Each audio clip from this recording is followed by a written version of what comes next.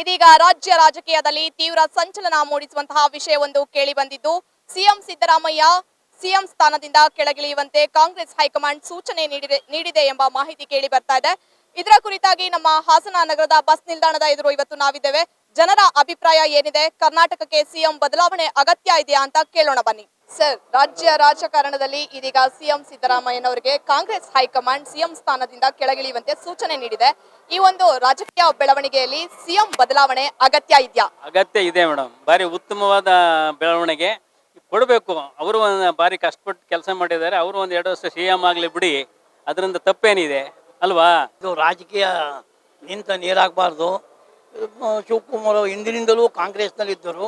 ಅವರಿಗೆ ಕೊಡ್ತಕ್ಕಂಥದ್ದು ತುಂಬ ಒಳ್ಳೆಯದು, ಒಳ್ಳೆ ಬೆಳವಣಿಗೆ. ಅದು ಆಡಳಿತ ನೋಡ್ಬೇಕು ಒಬ್ಬೊಬ್ಬರನ್ನ.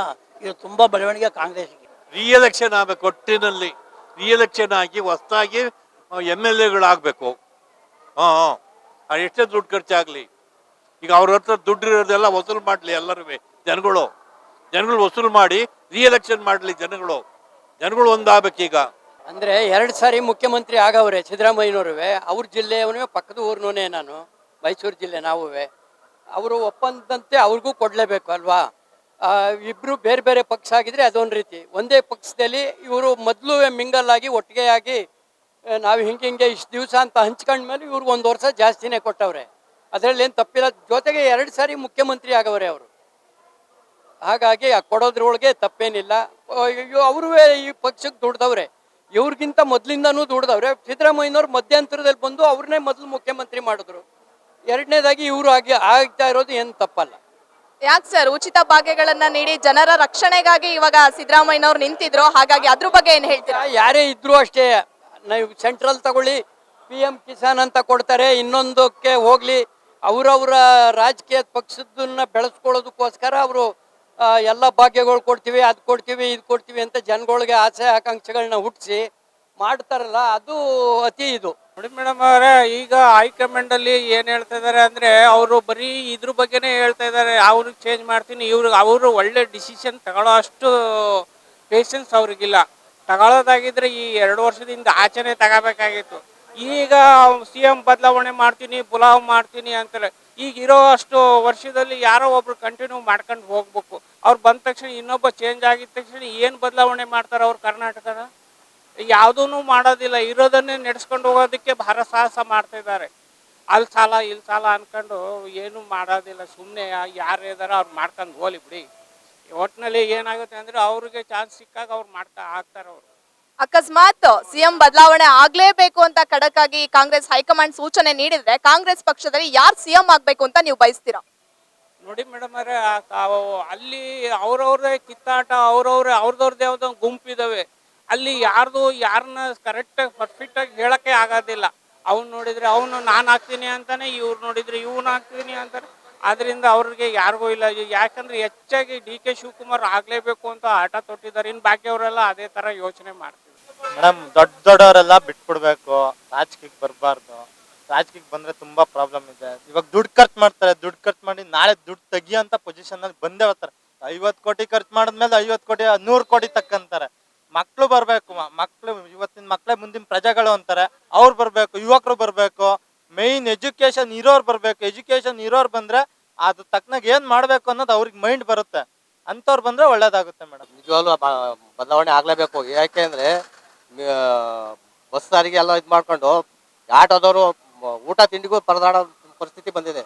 ಅದನ್ನು ತಿಳ್ಕೊಂಡಾರವೇ ಅರ್ಥ ಮಾಡ್ಕೊಂಡು ಬೇರೆದಕ್ಕೆ ಯಾವ ಥರ ಇದು ಮಾಡಲಿ, ಯಾವುದೋ ಬಡವರು ಬಗ್ರು ಇಲ್ಲ ಓದೋದಕ್ಕೆ ಮಕ್ಳುಗಳಿಗೆ ಹಾಸ್ಪಿಟ್ಲು ಇವಕ್ಕೆಲ್ಲ ಹೆಲ್ಪ್ ಮಾಡಲಿ ಅಂಥ ಕೆಲಸ ಮಾಡಲಿ. ಇಂಥ ಕೆಲಸಗಳು ಮಾಡಬಾರ್ದು. ಸಿದ್ದರಾಮಯ್ಯ ಅವರು ಚೆನ್ನಾಗಿ ಸರ್ಕಾರ ನಡೆಸ್ತಾ ಇದ್ದಾರೆ. ಬದಲಾವಣೆ ಯಾಕೆ? ಆರಾಮಾಗಿ ಅವರೇ 5 ವರ್ಷ ಮಾಡಿದ್ರೆ ಉತ್ತಮ ಅಂತ ನಾವು.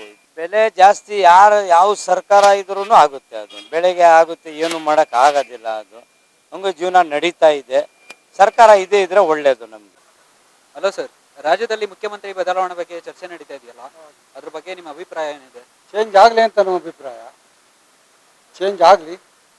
ಯಾಕೆ ಅಂತ ಕೇಳಿದರೆ, ಅವರು ಇಷ್ಟು ವರ್ಷ ಮಾಡಿದ್ದಾರೆ. ಸಿದ್ದರಾಮಯ್ಯವರು ಆಗ 5 ವರ್ಷ ಮಾಡಿದ್ದಾರೆ, ಈಗ 3 ವರ್ಷ ಆಗೋಯ್ತು ಆಗಲೇ.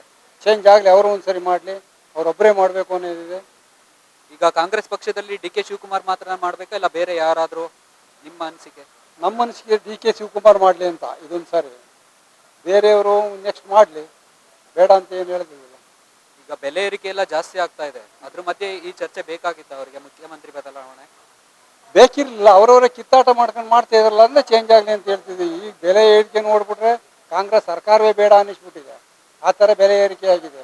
ಒಂದ ಎರಡ ಯಾವ್ದು ಕೇಳಿ ಬೆಲೆ ಏರಿಕೆ, ಯಾವ ವ್ಯವಹಾರನೂ ಸರಿಯಾಗಿ ನಡೀತಾ ಇಲ್ಲ. ಕಾಂಗ್ರೆಸ್ ಸರ್ಕಾರದಲ್ಲಿ ಗ್ಯಾರಂಟಿ ಕೊಡ್ತೀವಿ ಅಂತ ಗ್ಯಾರಂಟಿ ಕೊಟ್ಬಿಟ್ಟು OAP ಕೊಟ್ಟಿಲ್ಲ ಜನಗಳಿಗೆ, ಬಡವರಿಗೆ, ಅವರಿಗೆ ಮಾತ್ರೆಗೆ ದುಡ್ಡಿಲ್ಲ ಒದ್ದಾಡ್ತಿದ್ದಾರೆ. ಅವ್ರು ಕೊಡ್ಲಿ, ಗ್ಯಾರಂಟಿ ಕೊಡ್ತೀವಿ ಅಂತ ಹೇಳಿ ಪ್ರತಿಯೊಂದು ರೇಟು ಜಾಸ್ತಿ ಆಗಿದೆ. ಈ ಗ್ಯಾರಂಟಿ ಏನಕ್ಕೆ ಬೇಕಾಗಿತ್ತು?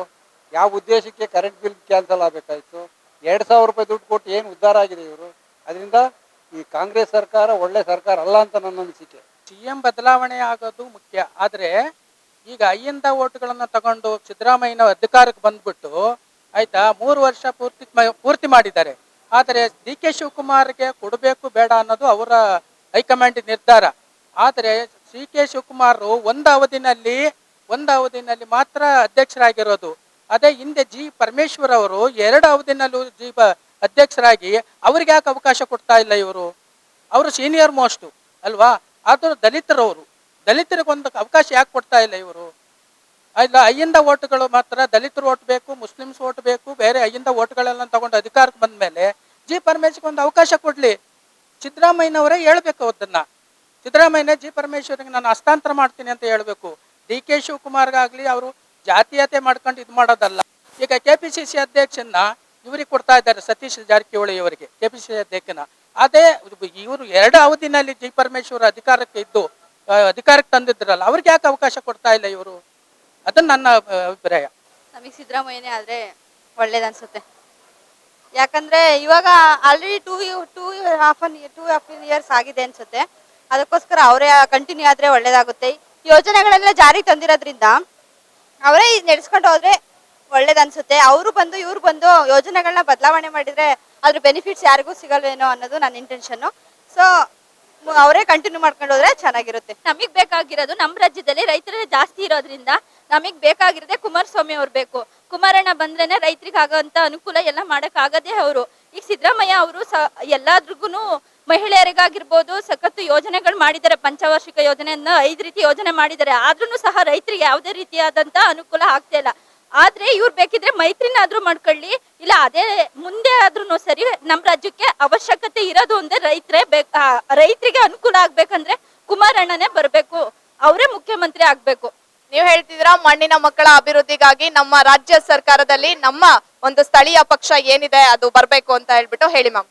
ಯಾಕಂತಂದ್ರೆ ಈಗ ಭೂಸ್ವಾಧೀನ ಆಗ್ತಿದೆ, ದೊಡ್ಡಬಳ್ಳಾಪುರ ಸೈಡ್ ಎಲ್ಲ ಭೂಸ್ವಾಧೀನ ಆಗ್ತಿದೆ. ಅದಾಗ್ತಿರೋದ್ರಿಂದ ಅಲ್ಲಿರೋ 1000 ಜನಕ್ಕೆ ಆಗ್ತಿರೋ ಅಂತ ಅನಾನುಕೂಲ ಮತ್ತೆ ನಮ್ಮ ರಾಜ್ಯದಲ್ಲಿ ನಮ್ಮ ಸ್ಥಳೀಯವಾಗಿ ಯಾರಿಗಾದ್ರೂ ಆಗ್ಬೋದು.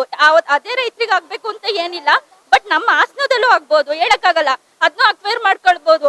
ಯಾಕಂತಂದ್ರೆ ನಾವು ರೈತರಾಗಿ ನಾವು ರೈತಾಪಿ ಕುಟುಂಬದಿಂದ ಬಂದಿರೋದ್ರಿಂದ ನಮಗೆ ಭೂಮಿನೇ ಆಧಾರ. ಇಲ್ಲ ಅಂತಂದ್ರೆ ನಮಗೆ ಅವ್ರ ಕೈಗಾರಿಕರಣ ಏನಾದ್ರೂ ಮಾಡ್ಬೋದು. ಅದರಿಂದ ನಮಗೆ ಅವ್ರ ಕೆಲಸ ಕೊಡ್ತಾರೆ. ಸ್ಥಳಾಂತರ ಮಾಡಿದ್ರು ಅದರಿಂದ ನಮಗೆ ಉಪಯೋಗ ಆಗುತ್ತೆ ತಕ್ಷಣ ಅಂತ ಹೇಳಕ್ಕಾಗಲ್ಲ. ಅದರಿಂದ ಕುಮಾರಸ್ವಾಮಿ ಅವ್ರು ಬಂದ್ರೆ ನಮಗೆ ಅನುಕೂಲ ಆಗುತ್ತೆ. ಮೇಡಮ್, ಸಿದ್ದರಾಮಯ್ಯ ಬೇಡ ಅನ್ಸುತ್ತೆ. ಯಾಕಂದ್ರೆ ಬಸ್ಸಲ್ಲಿ ಓಡಾಡಕ್ಕೆಲ್ಲ ತುಂಬಾ ಹಿಂಸೆ ಆಗ್ತಿದೆ, ಸಖತ್ ರಶ್ ಆಗ್ತಿದೆ, ಓಡಾಡಕ್ಕಾಗಲ್ಲ, ಮಕ್ಳನ್ನೆಲ್ಲ ಕರ್ಕೊಂಡು ಹೋಗಕ್ಕೆ ಆಗಲ್ಲ. ಹಂಗಾಗಿ ಈ ಬಸ್ ವ್ಯವಸ್ಥೆ ಎಲ್ಲ ಸರಿ ಮಾಡಬೇಕು ಮೇಡಮ್. ಸ್ವಲ್ಪ ಅಂದ್ರೆ ಈ ತರ ಎಲ್ಲ ತಪ್ಪು ಮೇಡಮ್ ಮಾಡೋದವರು. ಬಸ್ಸು ದುಡ್ಡು ಕಟ್ಟೋ ಅವಶ್ಯಕತೆ ಎಲ್ಲರಿಗೂ ಇರುತ್ತೆ, ಅಷ್ಟೇನು ಇರಲ್ಲ ಅಂತ ಏನಿಲ್ಲ.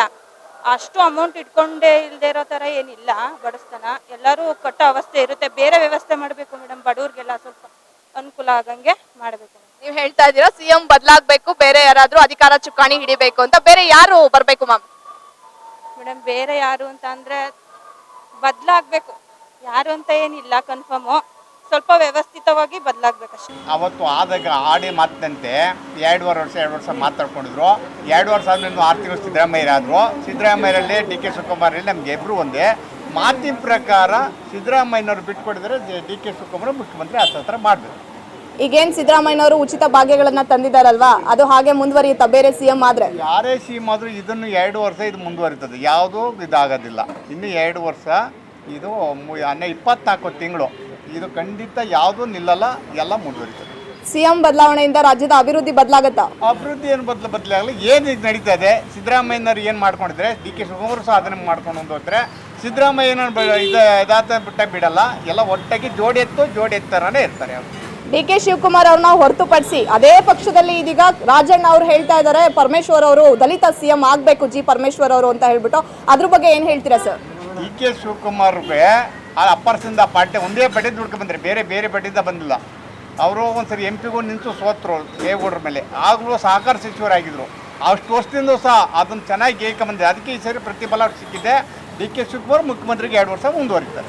ಬೇರೆ ಪಕ್ಷದವರು ಚೆನ್ನಾಗಿ ಅಭಿವೃದ್ಧಿ ಮಾಡ್ತೀನಿ ಅಂದರೆ ಆಗಲಿ, ಇಲ್ಲ ಅಂತಂದ್ರೆ ಅವರು ಬಂದು ಅದೇ ಥರ ಮಾಡ್ತೀನಿ ಅಂತ ಇದಾದರೆ ಇವರೇ ಇರಲಿ ಸರ್. ಇಲ್ಲಿ ಬೇರೆ ಪಕ್ಷ ಬರಲ್ಲ, ಕಾಂಗ್ರೆಸ್ ಪಕ್ಷದಲ್ಲೇ ಬೇರೆಯವ್ರಿಗೆ ಅವಕಾಶ ಕೊಡಬೇಕು ಅಂತ ಹೈಕಮಾಂಡ್ ಸೂಚಿಸಿದೆ.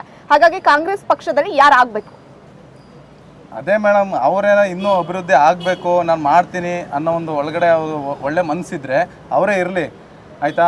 ಅದು ಬಿಟ್ಬಿಟ್ಟು ಸುಮ್ಮನೆ ಹೊರಗಡೆ ಒಂದು ಒಳಗಡೆ ಒಂದು ಬೇರೆ ಥರ ಇಟ್ಕೊಂಡ್ರೆ ಬೇಡ, ಬೇರೆಯವ್ರು ಚೇಂಜ್ ಆಗಲಿ ಮೇಡಮ್. ಸಿದ್ದರಾಮಯ್ಯವ್ರು 3 ವರ್ಷ ಮಾಡ್ಯಾರ, ಇನ್ನು 2 ವರ್ಷ ಆಡಳಿತ ಅವ್ರಿಗೆ ಕೊಡ್ತಾ ಇದ್ದಾರೆ. ಕೊಡಲಿ, ಒಳ್ಳೇದು ಮಾಡಲಿ, ಇನ್ನು 2 ವರ್ಷ ಇದ್ದವ್ರು ಬೇಡಕ್ಕೆ ಬೇಡ, ಸರ್ಕಾರ ಬೇಡ ನಮಗೆ, ಬೇರೆ ಸರ್ಕಾರ ಬರಲಿ. ಈಗ ಸಿದ್ದರಾಮಯ್ಯನವ್ರು ಬಿಟ್ರೆ ಬೇರೆ ಯಾರು ಆಗೋದಕ್ಕೆ ಅರ್ಹತೆ ಇದೆ ನಮ್ಮ ರಾಜ್ಯ ಸರ್ಕಾರದ ಮುಖ್ಯಮಂತ್ರಿ? ಸಿದ್ದರಾಮಯ್ಯ ಅವ್ರಿಗೆ ಅವರು ಇಷ್ಟ ಇಲ್ಲ ನಮಗೆ, 3 ವರ್ಷದಿಂದ ಅವರು ಬೇಕಾಗಿಲ್ಲ ನಮಗೆ, ಹಂಗೆ ಮಾಡಿಬಿಟ್ಟಿದ್ದಾರೆ ನಮ್ಮ ಪರಿಸ್ಥಿತಿಯ. ಆಡಲಿ, ಈಗ ಇನ್ನು 2 ವರ್ಷ ಇವ್ರಿಗೆ ಕೊಡಲಿ, ಯಾರಿಗೆ BK ಶಿವಕುಮಾರಿಗೆ ಕೊಡಲಿ, ಅವರು ಆಡಳಿತ ಏನು ಮಾಡ್ತಾರೆ ಇನ್ನು 2 ವರ್ಷ ನೋಡೋಣ. CM ಬದಲಾವಣೆ ಆಗೋದು ಅವಶ್ಯಕತೆ ಏನಿಲ್ಲ. ಏನೋ ಈಗ ಅವರು ರಾಜೀನಾಮೆ ಕೊಡ್ತೀನಿ ಅಂತ ಹೇಳಿದ ಮೇಲೆ ಈಗ DK ಶಿವಕುಮಾರ್ ಕೂರ್ತಾರಂತಲ್ವ, ಅವರೇ ಒಂದು 2 ವರ್ಷ ನಡೆಸ್ತಿದ್ರೆ ಅದು ಮುಂದೆ ಏನಾಗುತ್ತೆ ನೋಡಿಬಿಟ್ಟು ಎಲ್ಲರೂ ನಿರ್ಧಾರ ತಗೋತಾರೆ. ಈಗ 3 ವರ್ಷದ ಸಿದ್ದರಾಮಯ್ಯನವರ ಆಡಳಿತ ನಿಮಗೆ ತೃಪ್ತಿ ತಂದಿದ್ಯಾ? ತೃಪ್ತಿ ಅಂದರೆ ಬಸ್ ಫ್ರೀ ಮಾಡಿಬಿಟ್ಟವ್ರೆ, ನಮಗೆ ಆಟೋದವ್ರಿಗೆ ಏನು ದುಡಿಮೆ ಇಲ್ಲ, ಗ್ಯಾಸ್ ರೇಟ್ ಜಾಸ್ತಿ, ಅದೆಲ್ಲ ಕಡಿಮೆ ಮಾಡಿದ್ರೆ ಎಲ್ಲರೂ ಸಿದ್ದರಾಮಯ್ಯನಿಗೆ ಇಷ್ಟಪಡ್ತಾರೆ. ಈಗ ಏನಾರ DK ಶಿವಕುಮಾರ್ ಬಂದು ಏನಾರ ಮಾಡಿದರೆ ಸ್ವಲ್ಪ ನಮಗೆ ಎಲ್ಲರಿಗೂ ಒಂದೊಂದು ಅವಕಾಶ ಬೇಕೇ ಬೇಕಲ್ವಾ? ಆಗಲಿ, ಈಗಿನ ಸನ್ನಿವೇಶದಲ್ಲಿ ಅವ್ರಿಗೂ ಕೊಡಲಿ. ಸಿದ್ದರಾಮಯ್ಯವ್ರು ಅವಧಿ ಮುಗಿಸೋರಲ್ವಾ, ಹಿಂದೆ ಒಂದ್ಸರಿ ಆಗವ್ರೆ, ಈಗಲೂ ಆಗವ್ರೆ. ಅವ್ರಿಗೆ ಹೊಸೊಬ್ಬರಿಗೆ ಯಂಗ್ಸ್ಟರ್ಗಳಿಗೆ ಒಂದು ಅವಕಾಶ ಕೊಟ್ಟು ಮುಂದೆ ಮಾಡಲಿ, ಅದು ಒಳ್ಳೆಯದೇ. ಕಾಂಗ್ರೆಸ್ ಸರ್ಕಾರ ಮುಸಲ್ಮಾನ್ ಓಟ್ಗಳು, ದಲಿತ ಓಟ್ಗಳನ್ನ ತಗೊಂಡು ಕಾಂಗ್ರೆಸ್ ಸರ್ಕಾರವನ್ನ ನಡೆಸ್ತಾ ಇದೆ ಅನ್ನೋ ಮಾಹಿತಿ ಇದೆ. ಹಾಗಾಗಿ ಕಾಂಗ್ರೆಸ್ನಲ್ಲಿ ದಲಿತ ಸಿಎಂ ಆಗ್ಬೇಕು ಅನ್ನೋ ಕೂಗು ಒಂದ್ ಕಡೆ ಕೇಳಿ ಬರ್ತಾ ಇದೆ. ಕಾಂಗ್ರೆಸ್ ಪಕ್ಷದವರೇ ಮಾತಾಡ್ತಿರೋವಂಥದ್ದು, ಇದ್ರ ಬಗ್ಗೆ ನೀವು ಏನ್ ಹೇಳ್ತೀರಾ? ಈ ಪಕ್ಷ ಆ ಪಕ್ಷದವರು ಕಾಂಗ್ರೆಸ್ನ ಮುಂತಂದಿರೋಂಥ DK ಶಿವಕುಮಾರ್ ಏನು 136 ಸೀಟ್ ಏನು ಬಂದಿದೆ, ಇವತ್ತು ಆ DK ಶಿವಕುಮಾರ್ ಶ್ರಮ ಕೊಡಬೇಕಲ್ವಾ? ಈಗ ಗೈದಂತರಿಗೆ ಒಂದು ಅವಕಾಶ ಕೊಡಬೇಕಲ್ವಾ? ಕೊಡಲಿ, ಅವ್ರಿಗೂ ಒಂದು ಅವಕಾಶ ಕೊಡಲಿ, ಆಗಬೇಕಲ್ವಾ ಅವ್ರಿಗೆ? ರಾಜ್ಯದಲ್ಲಿ ಸಿಎಂ ಬದಲಾವಣೆಯಿಂದ ರಾಜ್ಯದ ಆಡಳಿತ ಉತ್ತಮವಾಗುತ್ತೆ ಅಂತ ನಿಮ್ಮ ಅಭಿಪ್ರಾಯನಾ? ಉತ್ತಮ ಆಗುತ್ತೆ ಅಂತ ಅನಿಸುತ್ತೆ. ಯಾಕೆಂದರೆ ಇವರು ಸ್ವಲ್ಪ ತಿಳ್ಕೊಂಡಿದ್ದಾರೆ, ಆಗುತ್ತೆ. Thank you sir. ರಾಜ್ಯದ ಆಡಳಿತದಲ್ಲಿ ಹೈಕಮಾಂಡ್ ನಿರ್ಧಾರದಂತೆ ನಮ್ಮ ರಾಜ್ಯದಲ್ಲಿ ಮುಂದಿನ ಸಿಎಂ ಯಾರಾಗಲಿದ್ದಾರೆ ಎನ್ನುವುದಕ್ಕೆ ಹಾಸನದ ಜನತೆಯ ಜನಾಭಿಪ್ರಾಯ ಇದುವರೆಗೂ ಇದಾಗಿತ್ತು.